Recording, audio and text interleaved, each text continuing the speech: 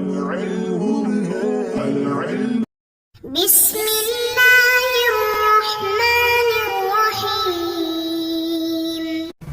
اللهم صل على سيدنا ومولانا محمد أفضل صلواتك بعدد معلوماتك وبارك وسلم وصل عليه.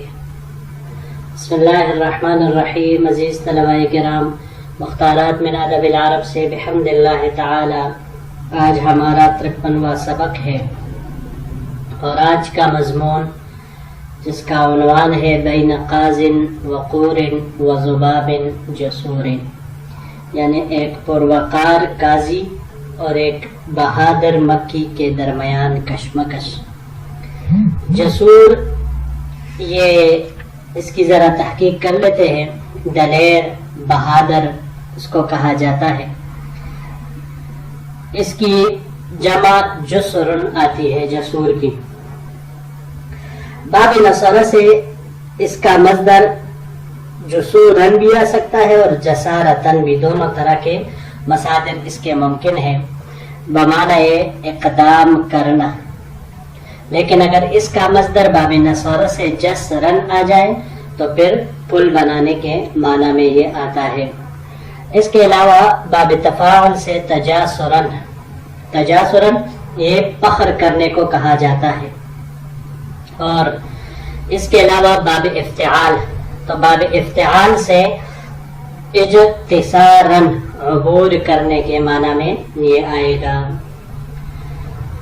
یہ جو سبق ہے بین قاز وقور وذباب جسور، اس کے مصنف ابو عثمان عمر ابن بحر الجاحظ رحمہ اللہ ہے، جو کہ جاحظ کے نام سے اور اسی سے بس معروف اور مشہور ہے. ان کی پیدائش بصرہ میں ہوئی اور وہیں پر پرورش پائی. اپنے وقت کے تمام علوم و فنون میں مہارت حاصل کی. ان کو کما حقہ پڑھ کر سند فراغت جب حاصل کی تو پھر اس کے بعد انہوں نے تصنیف و تالیف کے میدان میں اور اس شعبہ میں قدم رکھا، اور پھر مضمون نگاری اور انشاء پردازی شروع کر دی. ان کا شمار یہ عرب کے نابغہ روزگار اور باکمال شخصیات میں سے ہوتا ہے. ایک خاص اسلوب کے موجد بھی ہے، اور بلکہ اگر یہ کہا جائے کہ جو اسلوب انہوں نے ایجاد کیا تھا اس میں یہ بالکل یکتا تھے، اکیلے ہی تھے اور آخری بھی تھے. ابتدا بھی یہی تھے اور آخر بھی یہی تھے. عقیدے کے لحاظ سے یہ معتزلی تھے، لیکن باقی ہر لحاظ سے اللہ تعالیٰ نے ان کو مہارت سے نوازا تھا. تیز خاطر، ظریفانہ انداز، حاضر جواب شخصیت تھی ان کی، اور ایسے آسان تصانیف ہوتی تھی ان کی جو اگرچہ طویل ہوتی تھی مگر وہ تصانیف بہت سارے مقفع فقرات پر مشتمل ہوتی تھی. الفاظ اور جملوں کا بہترین اور عمدہ انداز میں جڑاؤ وہ ہوتا تھا. اور مصنف رحمہ اللہ ان تمام چیزوں کے ساتھ یعنی سنجیدگی اور مزاح بھی ان کی تصنیف میں ایک اس کا حسین امتزاج ہمیں نظر آتا ہے کہ سنجیدہ بھی ہوتے تھے اور اس کے ساتھ ساتھ کہیں کہیں پر وہ مزاح بھی کرتے ہوئے دکھائی دیتے تھے. اور اس کے ساتھ ساتھ ان تمام چیزوں کا نقشہ جس میں مصنف خود مبتلا تھا، جن چیزوں میں خود وہ زندگی گزار رہا تھا، اس کا نقشہ وہ لوگوں کے سامنے اس سبق میں، اس مضمون میں یا اس کتاب میں وہ سامنے رکھ دیتا تھا. اور دوسرا اپنے زمانے کے یعنی جن لوگوں سے ان کا واسطہ پڑا تھا ان کے عادات و اطوار، اخلاق، یہ تمام چیزیں اس میں اپنے تصنیفات وغیرہ میں یہ شامل کرتا تھا. تو اس وجہ سے بھی ان کی یہ تصنیفات ایک ممتاز حیثیت رکھتی تھی. مصنف رحمہ اللہ کی وفات 255 ہجری میں ہوئی ہے، اور ان کی جو مایاناز تصانیف اور سب سے مشہور ہے وہ چند ایک کے نام میں آپ کو بتا دیتا ہوں. پہلا اس میں سے البیان والتبیین، دوسرا ہے الحیوان، اور تیسرے نمبر پر کتاب البخلا، اور چوتھے نمبر پر ایک کتاب ہے دیوان السائل کے نام سے۔ تو یہ ان کے مشہور تصانیف اور مشہور کتابیں ہیں۔ باقی اس کے علاوہ اور بھی مصنف رحمہ اللہ کی تصانیف بہرحال وہ موجود تھے۔ تو بڑھتے ہیں اپنے سبق کی طرف۔ جی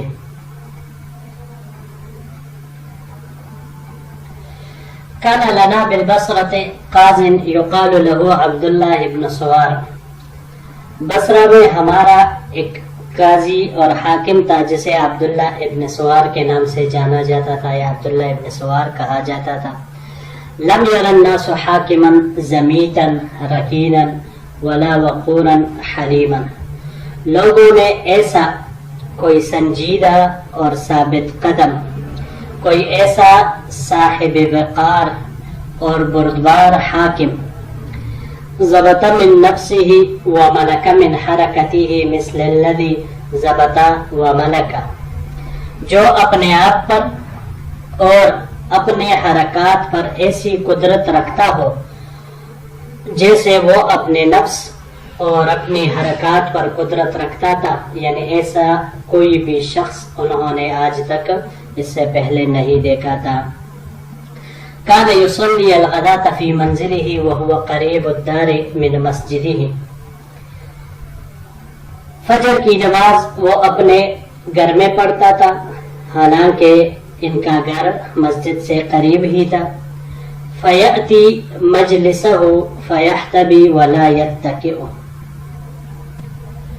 پھر مجلس میں آتے اور فَيَحْتَبِي حبوا باندھ کر بیٹھ جاتے۔ حبوا اصل میں اس کپڑے کو کہا جاتا ہے جس کے ساتھ پیٹھ اور پنڈلیوں کو باندھ لیا جاتا تھا۔ وَلَا يَتَّكِئُ، اور تکیہ نہیں لگاتے تھے۔ فَلَا يَزَالُ منتصبا، وہ اسی طرح ہی بیٹھا رہتا تھا۔ لا يتحرك له عضو ولا يلتفت ولا تحل حبوته، اس کا کوئی عضو حرکت نہیں کرتا تھا اور وہ ادھر ادھر نہ دیکھتا تھا اور نہ ہی اپنا حبوا کھولتا۔ ولا يحل رجلا على اخرى، ولا يحل رجلا على اخرى، اور اپنی ٹانگ کو دوسری ٹانگ پر رکھتا۔ ولا يعتمل على احد شقيه، اور نہ ہی ایک پہلو پر ٹیک لگاتا۔ حتى كأنه بناء مبني، جیسے ایسے معلوم ہوتا تھا کہ یا تو وہ ایک بنی بنائی عمارت ہے، اور صخرۃ منصوبۃ، یا ایک گاڑا ہوا پتھر ہے۔ فلا يزال كذلك حتى يقوم الى الصلاة الظهر ثم يعود، اسی طرح اسی حالت میں ہی ہوتے تھے یہاں تک کہ ظہر کے نماز کے لیے اٹھ جاتے تھے اور پھر واپس آتے۔ جی یہاں پر یہ چند الفاظ ہیں جن کی تحقیق مطلوب ہے۔ پہلا اس میں سے زمیتن، زمتا سے ہے، زمتا یزمت زمتن، باب نصورہ سے گلا گھونٹنے کے معنی میں آتا ہے، اور اس کو جب ہم باب کرما سے ہے زمانتن، زماتتن، مصدر اس کا آئے گا زماتتن، تو یہ سنجیدہ اور صاحب وقار ہونے کے معنی میں آئے گا۔ اس کے علاوہ اس کو ہم باب تفاعل سے بھی لے سکتے ہیں، تزمتن، تزمتن یہی صاحب وقار ہونے کے معنی میں آتا ہے۔ اگلا لفظ ہے رکینن، رکینن باب نصر سے رکونن، اور یہی باب سمع سے بھی آتا ہے، رکونن و رکانتن، رکونن یہ مائل ہونے کے معنی میں آتا ہے۔ رکانتن یا رکونتن باب کرما سے اس کا مصدر آتا ہے، یہاں پر یہ باب کرما سے استعمال ہوا ہے۔ یہ بھی سنجیدہ ہونے، صاحب وقار ہونے کے معنی میں آتا ہے۔ جی اگلا لفظ فیحتبی، یحتبی حبوا سے ہے، حبوا، حبوا باب نصرہ سے حبون، حبون، مصدر اس کا آتا ہے قریب ہونے کے معنی میں۔ حبوا جیسے کہ میں نے آپ کو سبق کے دوران بتایا، اس کپڑے کو کہا جاتا ہے جس سے پیٹ اور پنڈلیوں کو ملا کر باندھ دیا جاتا ہے۔ باب تفعیل سے تحبیتاً حفاظت کرنے کے معنی میں یہ آتا ہے۔ یہاں پر یہ باب افتعال سے استعمال ہوا ہے، احتباءً مصدر اس کا آئے گا۔ ایک معنی اس کا کپڑے میں لپیٹنے کے معنی میں آتا ہے، اور دوسرا یہی جو ہم نے سبق میں کیا کہ پیٹ اور یہ پنڈلیوں کو ملا کر باندھنا، اسی معنی میں یہ آتا ہے۔ فَيَحْتَبِي حَبْوَتَهُ حَبْوَ، یہی جو ہم نے معنی کیا کہ پیٹ اور پنڈلیوں کو ملا کر اس کپڑے کے ساتھ باندھنا، کہ یہ قاضی ایسے حالت میں بیٹھتے تھے کہ نہ اس کپڑے کو کھولتے تھے اور نہ کوئی حرکت کرتے تھے۔ صخرتاً، صخرتاً یہ صخور اس کی جمع آتی ہے، بڑے ٹھوس مضبوط پتھر کو کہا جاتا ہے۔ باب افعال سے اس کا استعمال ہوتا ہے اسخاراً، اسخر یسخر اسخاراً، پتھریلا ہونے کے معنی میں یہ آتا ہے۔ جی تو بڑھتے ہیں اپنے اگلے سلائیڈ کی طرف۔